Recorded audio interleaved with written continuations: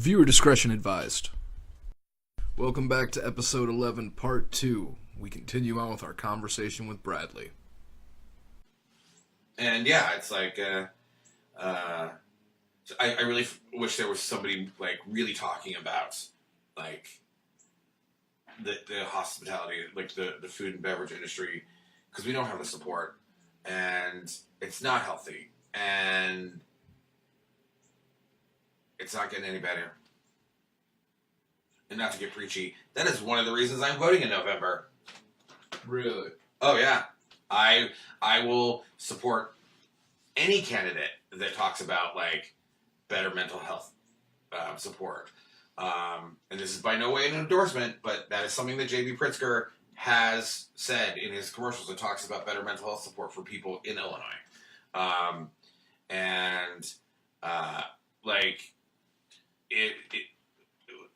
The conditions of people in general in the United States, and I'm trying to make this not get like all political and shit. This is like so like, but we just we need more support. Yeah, absolutely. No, but it's part of the conversation, man. I know there's that whole idea of the conversation. You always hear it's part of the conversation. Yeah. You know what I'm saying? But it is. It's definitely a major fucking part of it, man. Yeah. We're getting to a point where we can't just keep throwing pills at people. Yeah. We got to stop doing that because it's killing people every fucking day. Yeah. Somebody is fucking dying. And we gotta stop. We gotta start listening to each other. We gotta start loving each other. But at the same time, though, it's not only us, because we already do that. Yeah. Like, all of us. Like, the general populace, they do this shit, man. But, like you said, without actually, like, this is why I'm voting, without having a reason to vote and a reason to put somebody like us in these positions instead of people who fucking gerrymander or who make it tougher. You know, they fucking split a college in half just because the black vote. Are you serious? In Georgia, the Secretary of State is overseeing an election that he is running in that is clear conflict of interest. Like, I feel like, how are we not better than this by now? You know what I'm saying? Because for the last 50 years... Is it just money? Is it just fucking power? Or are people just... I think that fucking out of it, and they just don't care. It is. I think it's something that honestly came out like this is plans coming to fruition that were laid in the 60s. Like the I feel like all of this voter apathy that like Americans have is something that was fomented and intentional. Like, if you don't believe your vote matters, you're not going to vote. So only the constituents that the powers that are in power want you to. The only people that are going to vote, that like old white people, vote in higher numbers than any other demographic. Right. And that is why they control the government. And I feel like these are things that, like, and I'm again not trying to sound conspiracy theorist, but these are things that like Nixon and like Roger Ailes and Rupert Murdoch and people on both sides of the aisle have fermented. Big money have fermented for years, trying to create this voter apathy so we don't vote, feeling like our votes don't matter. Like, your votes do matter. Like, absolutely. Even if you're in the bluest of the blue or the reddest of the red, like, colors change, just man. Hearing people not vote, like, in the stupidest reasons. Like, I'd rather save up my vote. I mean, I'm not going to waste my vote on a your votes are, number of votes in the election are limited. Exactly. It used to always piss me off when I would ask people, when I was still growing up, 18, 19, like, you gonna go vote tomorrow? And they're like, nah, our state's blue, it's gonna always be blue. And I'm like, dude, it's not always gonna be blue unless people who are red vote too. Yeah. Like, you know what I'm saying? Like, fuck, dude. That's how you lose the game, regardless of what part of the game you're playing. Yeah. But, like, it's all about votes. It's fucking weird. It's about votes, and it's also about... But honestly, at the same time, I'd rather it be about votes than anything else. Yeah. You know what I'm saying? Like, what's the alternative? There is no fucking alternative. You just vote, because alternatives are bad. Alternatives are fucking Genghis Khan bad. and it's a question that you hear every so often is, if Trump loses in 2020, is he gonna leave the White House? Yeah, he's gonna leave the White House. He's waiting to get out, man. Like, honestly, you can tell, anyone can fucking, like, just watch this guy's mannerisms and everything. He doesn't give a shit. He doesn't care. He's just being himself that he was when he got there. He hasn't changed. He hasn't grown. I agree, he hasn't honestly, changed. I'm sure at this point, that's why he's living the life he already lives. They're like, oh, he doesn't get up until this time. And, like, he doesn't start doing work until this. And he's up at 2 a.m. fucking tweeting and this and that. It's like, yeah. He's a fucking, like... He's a person who will never have another financial issue in his life. Regardless of if it all crashes down or not. Like, he's like Jordan Belfort. Yeah. Like, when you think about it. Like, sure, Jordan Belfort, he's like, yeah, I had to sleep in a car once. It's like, yeah. But now I sold my story and, like, sold another part of my soul, made another horcrux of life, and fucking we go on. His kid's got money. Like, you know, his whole empire's got fucking money. He's an empire. You know what I mean? Like, he's the closest thing to a pharaoh we fucking have in America. But the thing is I guess not. I guess not. As much as I dislike him, I want to believe that he's unhappy and trying to get it out, but I think he still thinks he's king of America. Well, that's what president technically... The position looks an awful lot like it. Yes. You know what I'm saying? And he's all about, like, what shit looks like and but what it we've is. always had people before who were experienced with the government. Well, of course, because it's the highest bland and that is, like, I totally believe that prior public service should be required for president. Of course. A basic knowledge of the Constitution should be required to be president. There should be a test. Yeah. There just should be. Like, there's a test for every other position in the world. Like, there's some kind of equivalent you have to take. And the problem is, candidates are only vetted by the party. They're not vetted by the government itself. I wonder what's happening in the multiverse where Bernie won and the multiverse where Hillary won. And I'm praying to God that this is some kind of weird Avengers, the bad guy has to win for something great to happen. And my theory is that, go for it. My theory is that since this is happening, right, and a lot of shit's been brought out, we have people who are dressing like white nationalist people, okay, marching in the streets. We have this tyrant, like, president who's doing everything wrong, but only sort of. Like, and I know it sounds weird saying that, but it's not like he's fucking, like, he like Obama, hasn't done anything but just kind of shifted the scale a little bit for the party. You know what I mean? Like, because he's not saying that every citizen, like, by law should have to carry a gun. Yeah. You know what I mean? Because then, boom, the NRA's just been paid out the fucking ass. Because everybody, by law, just like you have to have insurance, has to have a weapon. Yeah. Like, everyone gets a firearm, but you have to be, like, registered with a gun, okay? Yeah. He hasn't done anything like that. Obama didn't take away the guns. You know what I'm saying? So there's all of these obvious polar differences between it. The last president was like the cool fucking slick, like, I'm gonna have Kendrick Lamar come by and like, we're gonna talk about poetry and this and that. And then fucking Trump has like, we're having Kanye. You know what I mean? It's just so weird how there's these little polar. Because why the fuck ever would the president and like Kanye sit down to have a meeting where he's basically like, I drew a picture and I'm gonna show you this picture, and like, but like when I go back to that multiverse theory, like maybe right now in Bernie's Earth fucking 19 or something out of the list, it's like, aliens are coming down and it's getting really bad. Like something happened and they're like, we want to challenge Mr. Sanders. Or something stupid, you know what I mean? Like something dumb. Like by Trump being president, Hillary's dealing with a geostorm or something. Or put enough power into Russia enough for Russia to be able to prevent something that's like, right, you know, or like, but my thing is, I think it's going to be that the next person that America puts in that spot. Not to say if we find out anything with this Russia shit, because they said with fucking Mueller, he's not giving out his first big chunk until after the midterm. Which is totally reasonable, and I really respect Mueller. A lot. Right. But at the same time, we're seeing a lot of red getting ready to turn blue, I think, honestly. Just because we've had like 2 years of it now. Yeah. And everyone's like, this was fucking hilarious the first 6 months. Yeah. Like, all of the liberals were pissed off this and that. But now, every time we fucking type anything, like, even our kids' teachers, or like, people talked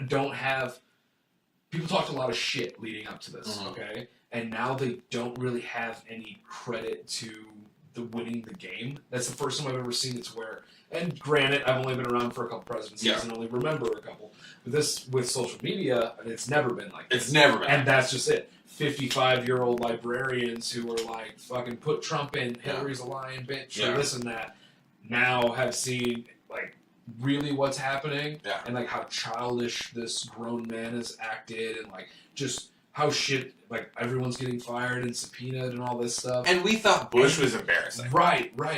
And like a lot of shit's actually coming out on Front Street, and now they have to live with it. Yeah. That's just it. Because we have it on record. The time hop made me laugh so hard the other day, because it was like, this is from 2 years ago in October. And I was like, right before the election. And I was going through it, and I was reading all this shit, and I'm like, man, these people said some fucking terrible things. And it was only when you would just question. You would just be like, okay, well, hey, can you let me know why you think this is going to work? Yeah. And they're like, get fucked, or like, you're just a fucking libtard, or like this or that. And like, all you had to do was question one of the candidates. All you had to do was question it. You couldn't get a response from one of the two major candidates. Yeah. You know what I'm saying? Oh, yeah. There wasn't really a backup plan. And like, I really think it's going to be like a major wave of blue. Like, I think our I really hope so. The thing is all of the gerrymander, all the voter suppression, or some shit, or they're going to figure out a council. Like, something's going to happen, because I feel like right now, though it's all staying afloat, it's not. Like, the Dow fell 300 fucking points all of last week, like, every day, just under 300. Yeah, oh yeah. Like, the crash is coming. Yeah, man. I have a theory. Go for it. Beto O'Rourke is going to lose in Texas. You think so? Unfortunately, yes. But who do you think is going to be a prime candidate in 2020? Beto O'Rourke. Yeah.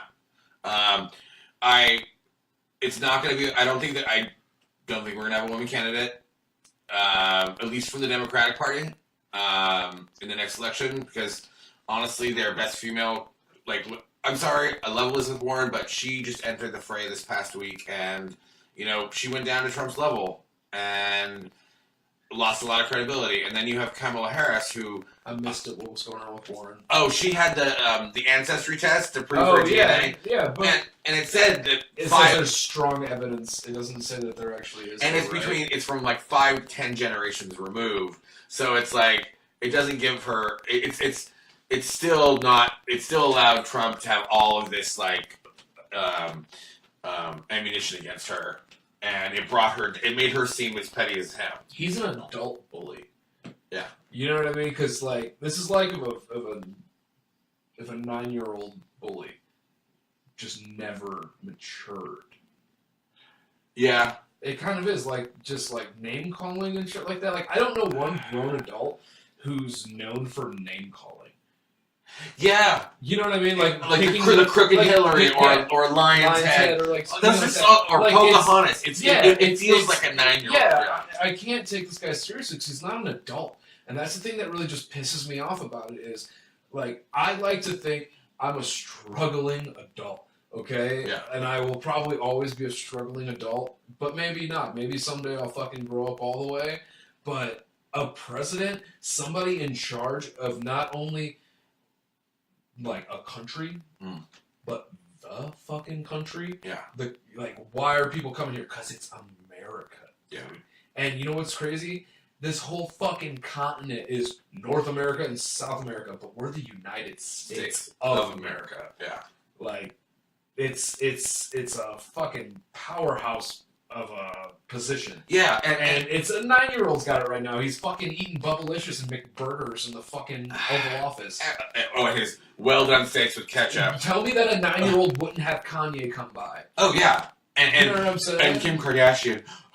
Boobs. Right. Yeah. Right. There's no reason like these people should be in the White House. But true alpha males see that and they're like, that's the fucking caveman. You know what I'm saying? Like we just had a very left-leaning black president. We had a very centrist, but the conversation has been moved so far to the right. Right. He came across as leftist. But Thank you, I agree. I completely agree. Centrist is the best way to put it. We had the suave, cool. We've been in the right so long, and I just don't know. But the thing is, we only had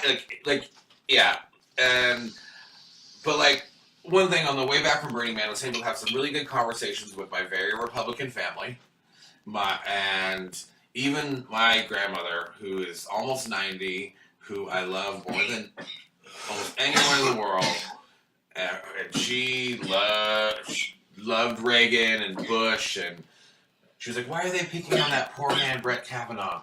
But she cannot stand Trump at all. But they're super excited about Pence. Well, I thought that was the plan. I think it is the plan. I don't think. I thought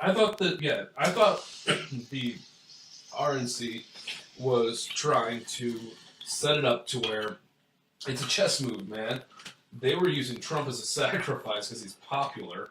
Once the ratings were actually coming in, and the only reason the ratings were coming in, take your time. Take your time. You want some more water real quick? Yes, please. I get you. Yep. So the question is, we're not live, man. Take your time. Oh, we're not live. We are live. We're never live. Oh yeah. But the thing is, give me a second, so I have something to edit out because I'm gonna spray my air freshener real quick. Are you comfortable with that? Is that okay? Yeah. Thank you.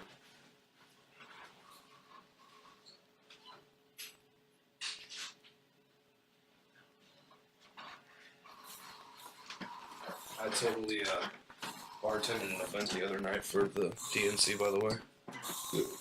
Oh, you did? That's sick. I made like $400 because I wore a shirt that said "Fuck Trump." Oh, nice. Yeah, man. I sell out. I'm down. Alright, so you were saying that's the thing. Can we back up? No. So, if they would have picked a more Trumpian vice presidential candidate, would Trump have won? Or was Pence that missing piece that they needed to make Trump electable? Pence the coolest kid at Republican High. Like, he has to be.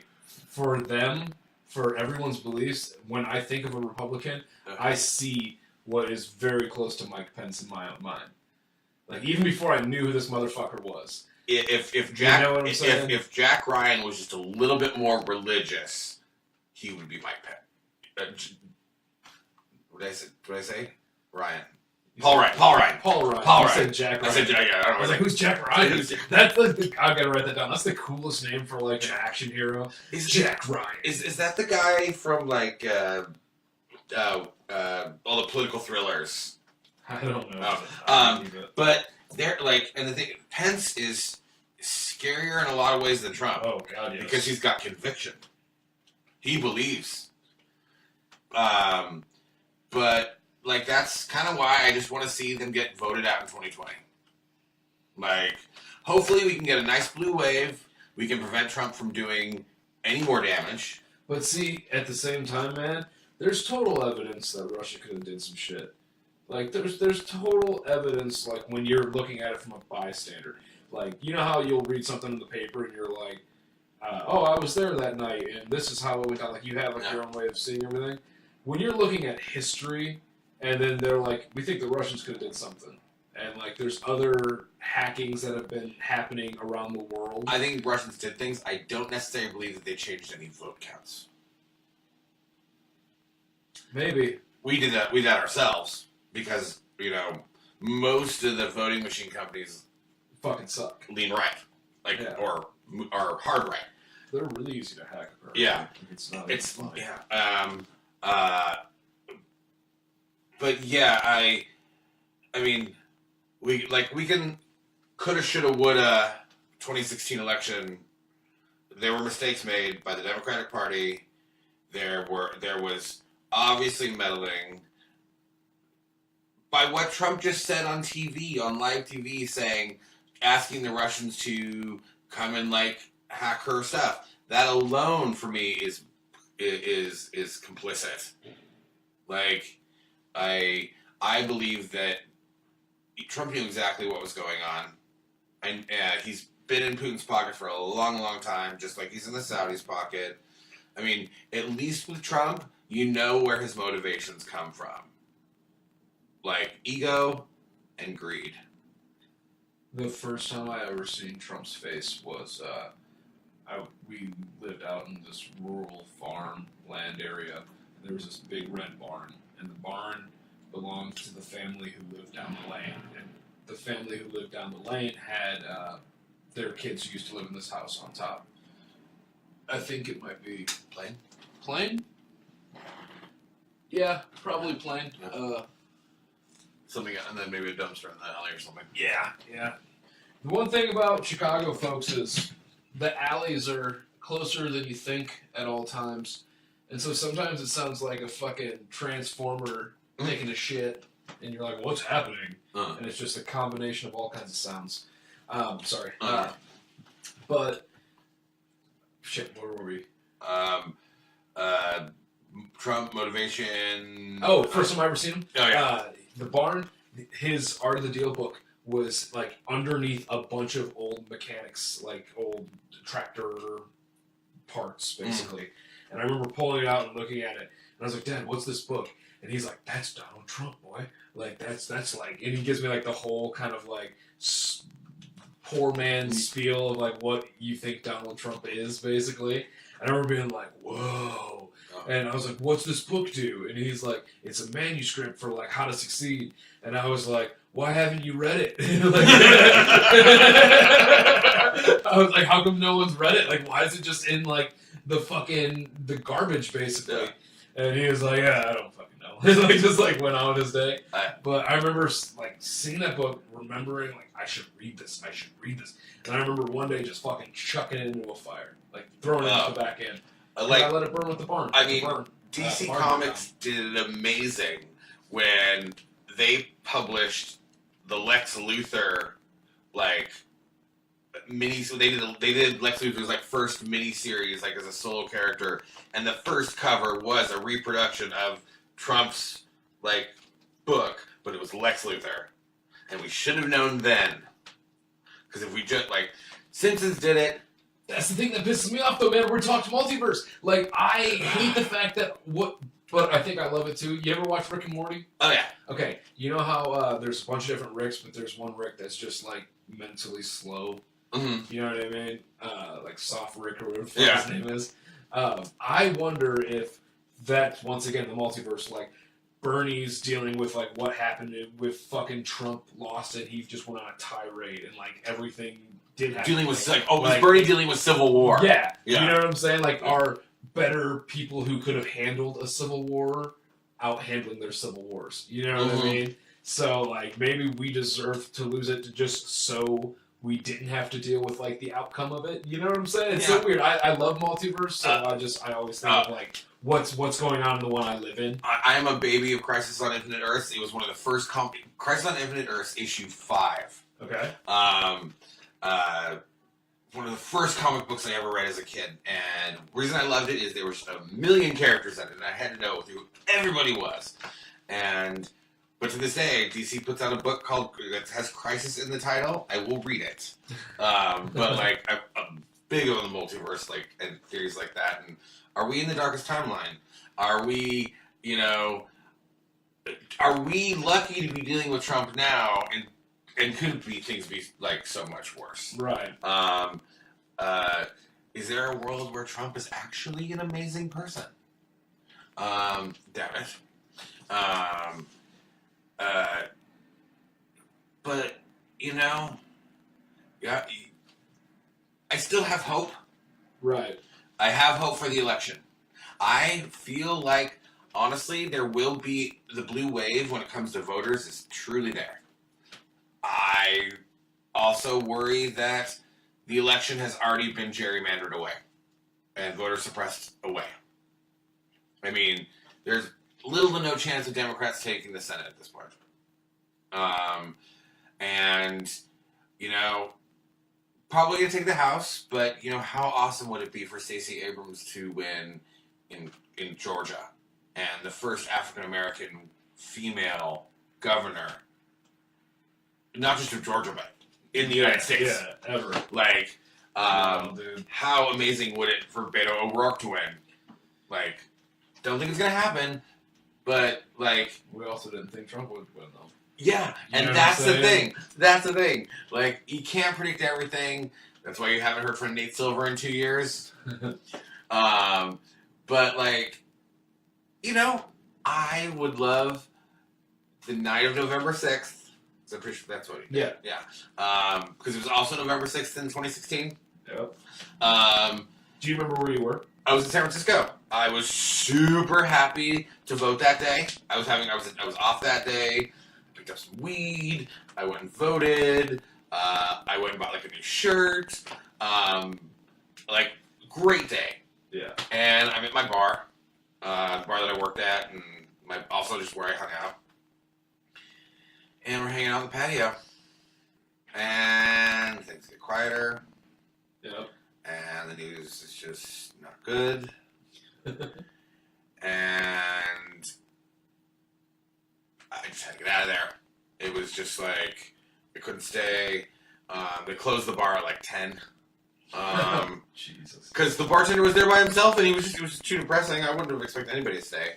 Right. But I remember going home, like, being super depressed, like, freaking out, panic attack between the bus and where I was staying, and then basically just cuddling up with the guy that I was seeing at the time, and just having a panic attack. Like, it was one of the scariest and most fearful times I've ever had in my life. It really was. I don't think I've ever had a shock like that. Other than like my ex, like that was like that big globally, you know. Right. Like 9/11 was in a very different context, and I was just so excited to vote.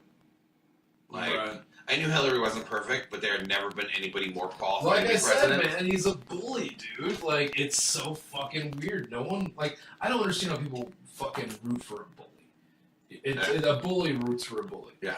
And sometimes a bully gets mad because fucking they're the bully. You know what I mean? Like, you're not the bully. I'm the bully. I'm the bully, I make the fucking rules here. That's how it kind of feels about those two fucking dipshits, Trump and fucking Pence.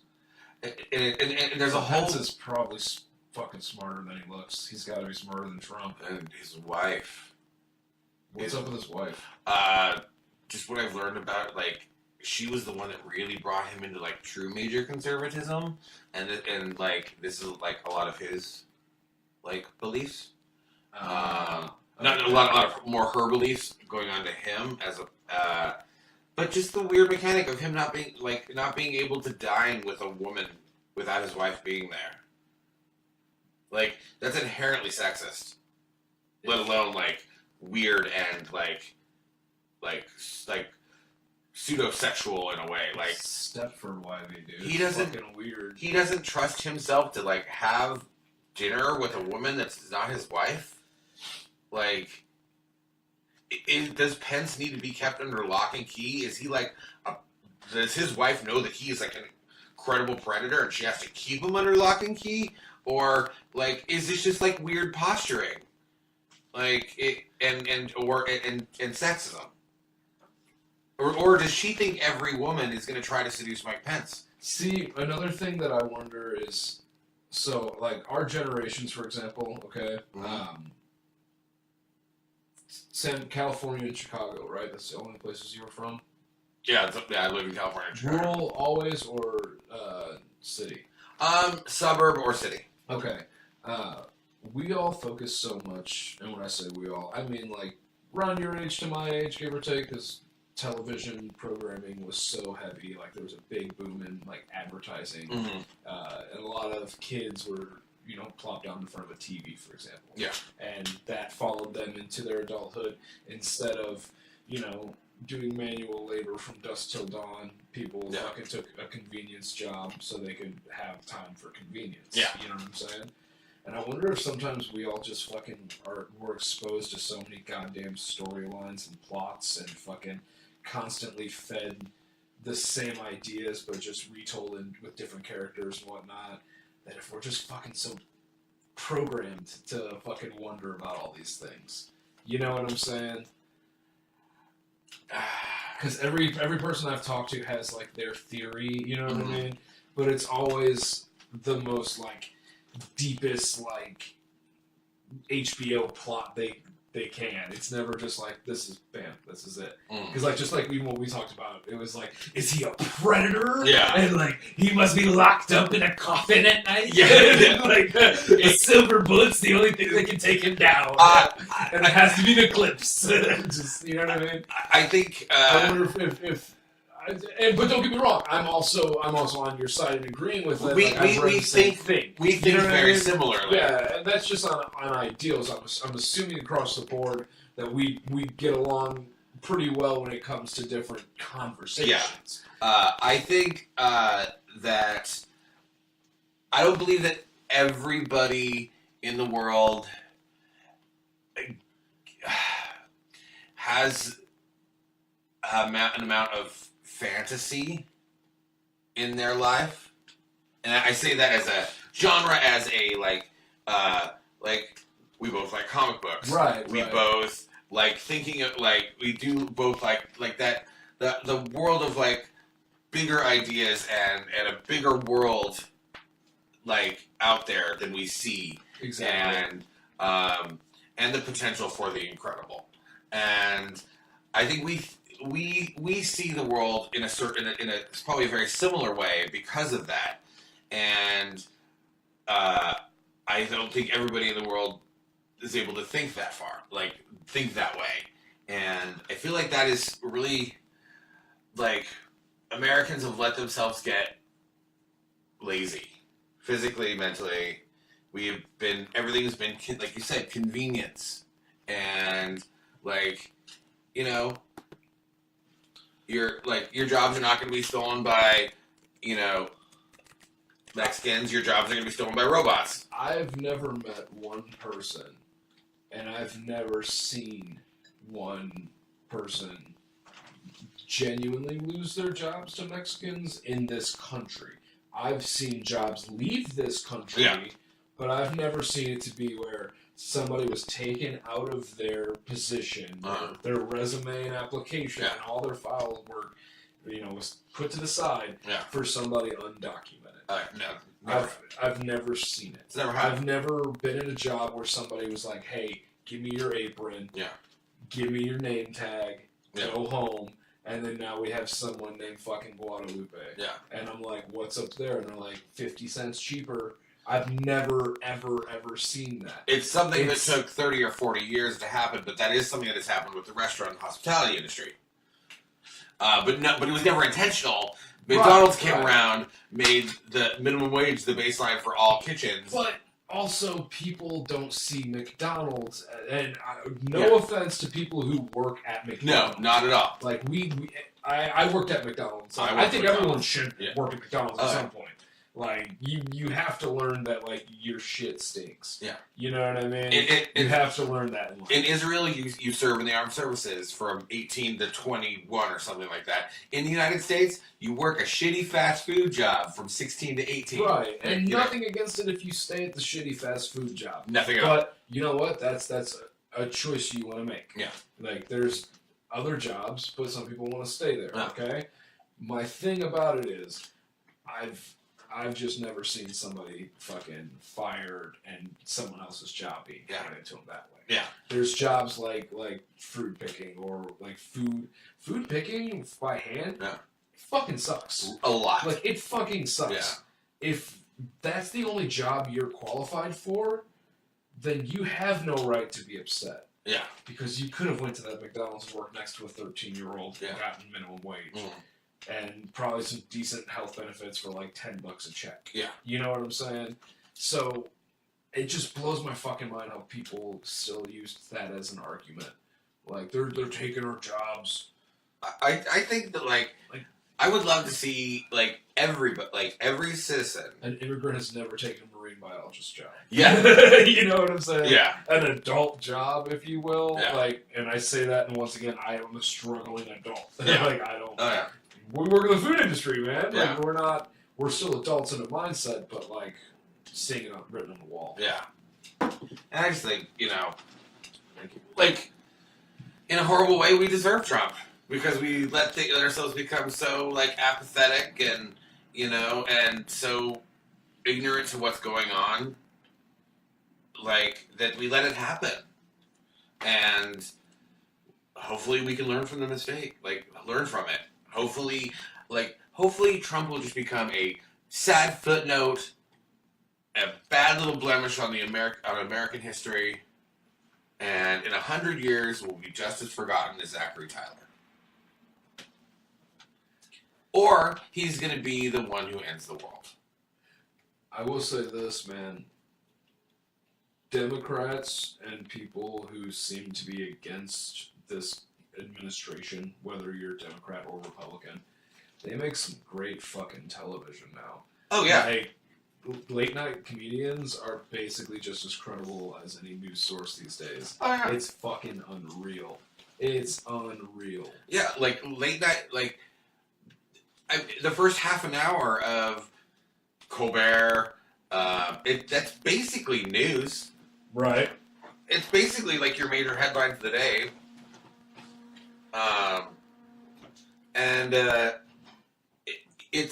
They're so intertwined.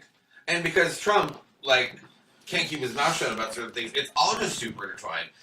We have a president that, like, is bickering on Twitter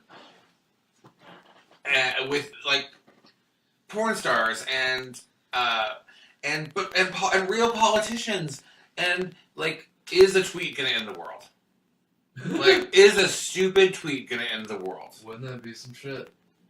It's now become a world where I'm not surprised by anything. I used to be surprised by things, like even with Bush. Yeah. Like I was like, wow, that's an interesting move. Yeah. Like somebody threw a shoe at Bush once. Like just not saying that's the interesting move, but like there's so many fucking ways you can go with that motherfucker. Now he's cool apparently. He's not cool. Like, he's hanging out with the Obamas and he's like painting pictures of soldiers. Bush was awful. That he sent to war or some shit. He was awful. But also, everything he did, it wasn't that everything Bush did was absolutely repugnant. But Donald Trump has not done a single thing. A single thing. It's true. That did not serve his own personal self-interest. And more times than not, it is not in the best interest of the country. It's in the interest of the company. And that like that is why I like it. It's not just that I disagree with his very malleable and flimsy politics. It's the fact that he shows no respect for people and has no respect for our country. Yeah. Agreed. That like he doesn't care. Have you had to unfriend people? I have unfollowed people, and like we don't talk a lot in my family, so like, yeah. But it's I've unfollowed people, but honestly, I've been like a pretty loud advocate for gay rights and all of like the liberal kind of stuff, and so I think more it is the people in my life that were like I was so politically they kind of were already gone. Right. Like I had to remove more friends because they were just being douchey Bernie bros than I had to unfriend Trump people. Oh yeah? Oh yeah, I was not going to take that. I was not going to take, like people attacking people on Facebook. It didn't matter what what like person they were supporting. Like, you're being a dick online, I'm gonna unfriend you. Right. Yeah. It's zero tolerance across the board, and like, if you are gonna say shitty things about a person, you better back it up. And like, it was an interesting time for oh, yeah. social media. Like, it was fun watching people. It was kind of fun watching people explode. Just like, not explode in the sense of like, I'm gonna fucking punch you in the face or something like that. Yeah. But like, being like, I've held this in for so long, and like, I'm finally fucking just gonna say it. Yeah. And I was like, oh shit, wow, look at this. You know what I mean? It was. But then once again, the next day, everyone wakes up, and no one thinks to go back and like wipe their shit. Yeah. You know what I mean? And yeah, it's a stinky time out, bro. It's a stinky time out. It's yeah. I'm ready for this anxiety that has been around since November 6th, 2016 to go away, or at least get better. Like, it doesn't have to go away. It should never go away because this should never happen again. Right. But, I would really like a good win. I'd like to see Trump's ass handed to him. And I wonder how many people, though, had the same conversation when, like, Obama was up for re-election. You know what I'm saying? Yeah. But, like... Just from the other side of the fence, if you will. I want to think that, but at the same time, nobody was ever like able to say that Obama was not a gentleman. Right. They you peacefully disagree with Obama as a conservative. Exactly.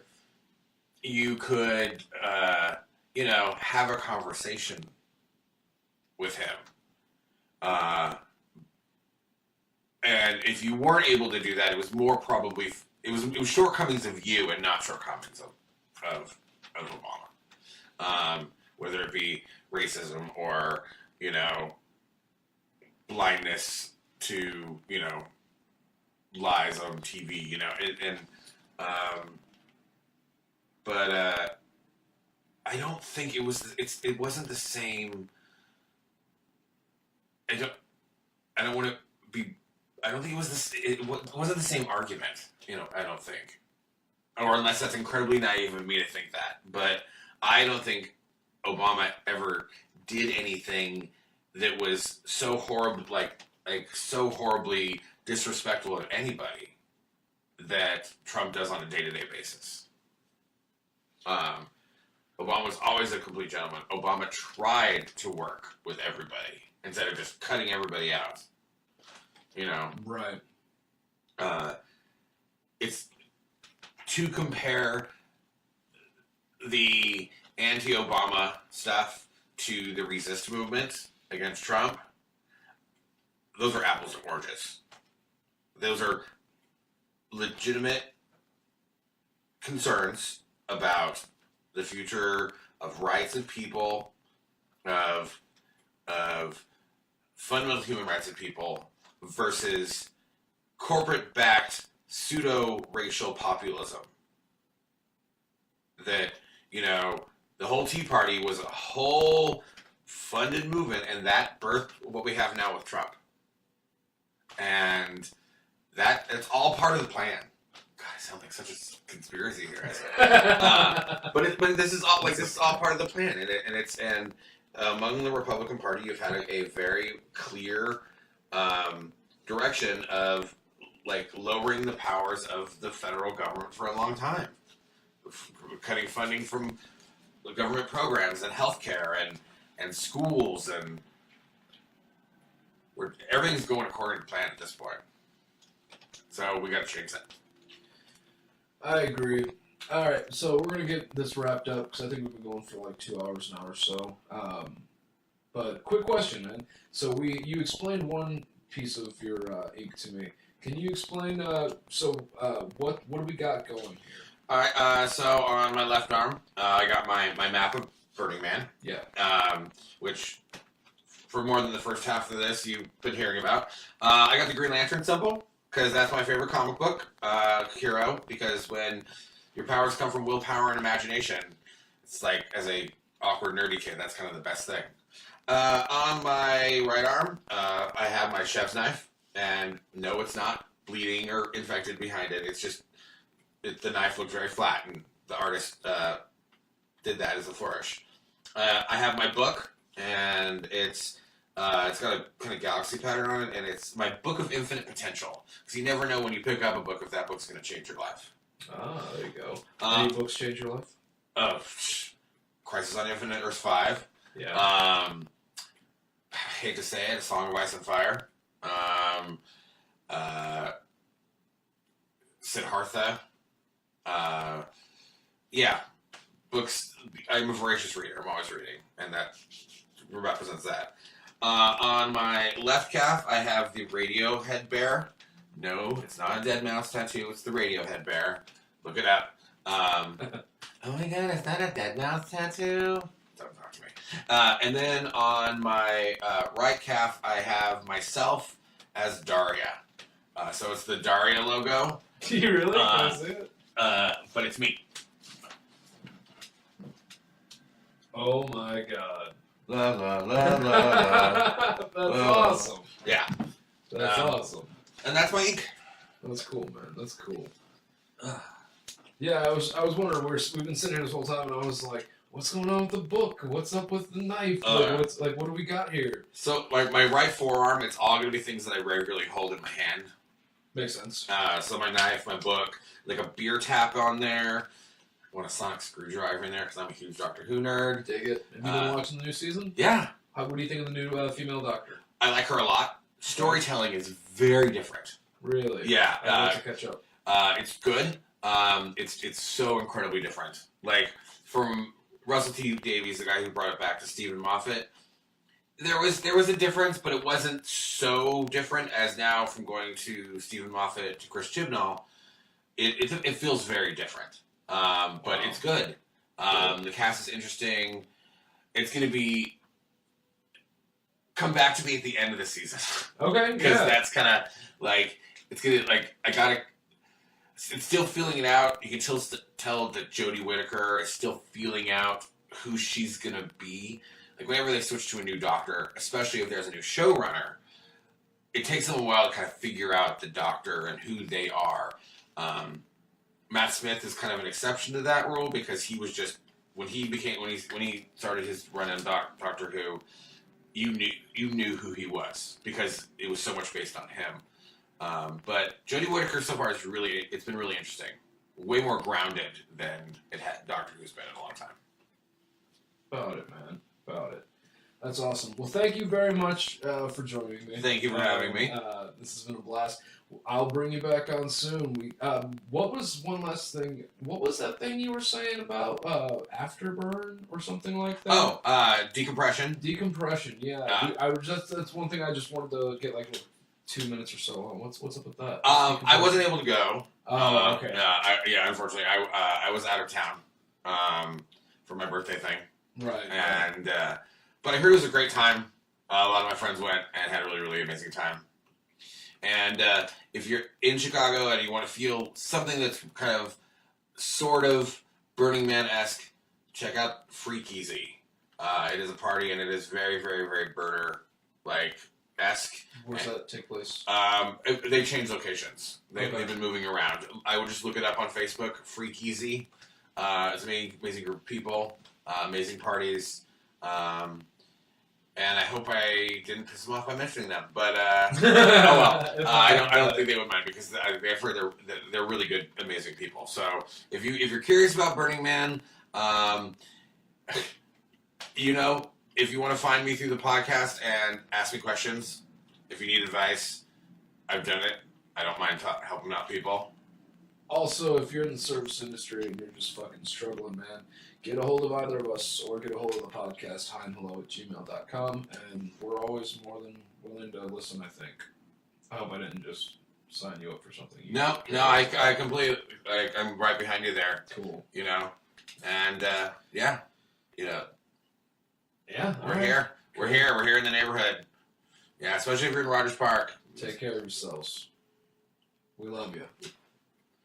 All right. All right. Later. So after review, I have no clue what happened with the last 20 minutes with the popping and the crackling. It just felt like I couldn't take it out. Wouldn't be fair to Bradley. Bradley, thank you again one more time for coming on the pod. We had a blast. Folks, if you're listening and you're in the Chicagoland area and you want to come on the show, get a hold of us. hiandhellopodcast@gmail.com. We'll try our best to get you in. All right, everybody. Have a great week. See you next time.